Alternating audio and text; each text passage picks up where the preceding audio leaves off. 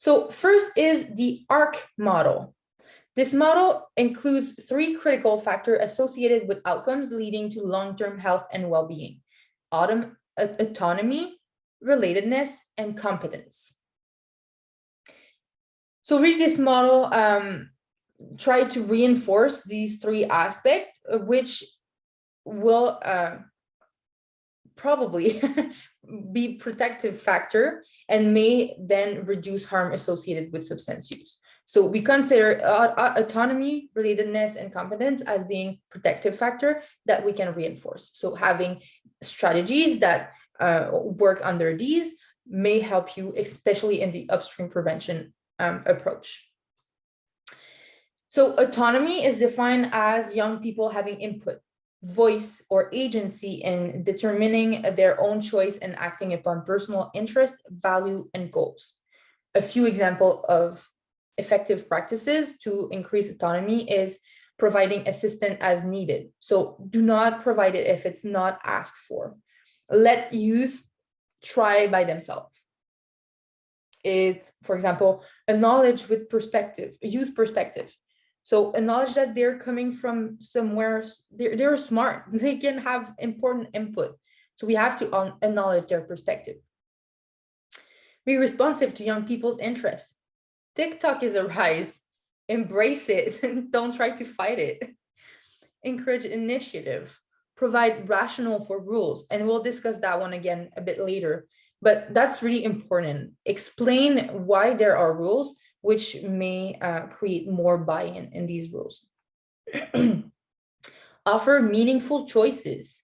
Don't do these fake choice, fake decision offer, where one decision is clearly not attractive and kind of forcing the decision on other. Offer meaningful choices that youth may have the autonomy and make their own decision that is true and meaningful.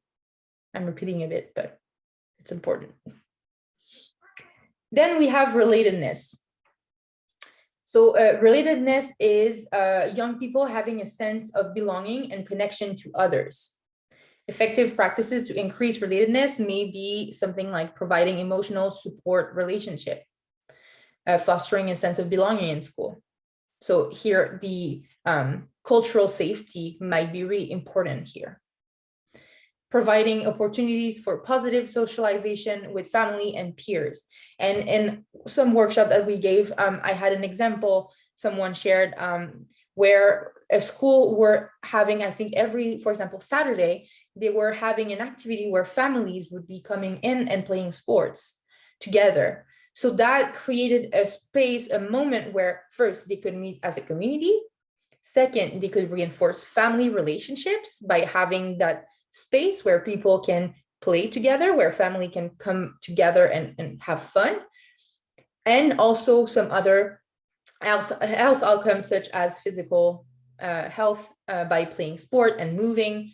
So really by having that activity every Saturday morning, they were touching on many aspects and reinforcing relatedness.